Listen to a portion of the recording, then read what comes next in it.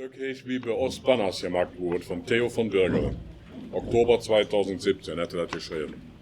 Für Kinderjahr wird bau nichts Leckeres als der Klumpes utschare. In Haare sorgte sie Klumpes, was auf Hüt meist Panas genannt wird. In eine rote Apparatskertel wird das Werkesbrot gekocht und mit den roten Rotplätsch umgerührt. Das Umrühren Ding heen bei uns Wasser, denn das war nämlich eher schwer. Er versteht auch jetzt von nicht richtig Würze.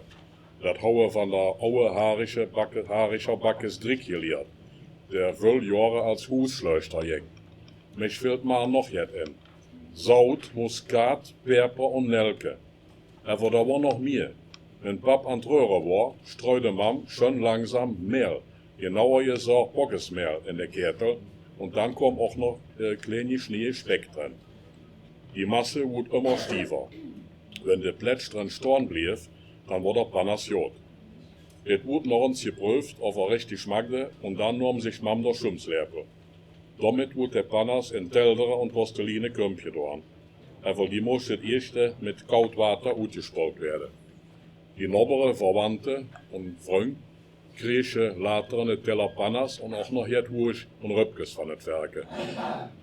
Bau ist das Wichtigste für Jerte. Panas utschare, Kinderglück.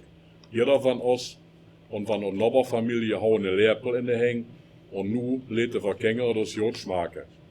Der halb warme Panas waren so lecker und Mam haue Jod hat für uns. Es war noch genug für uns alle Male drin bleiben.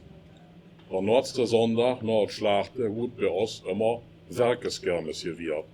Dann jagen das Leckerste von het Werke und alles in roter Höhe, das schmeckt. Wir freuen uns natürlich auch, wenn wir Angerlüt jetzt von der Panas kriegen.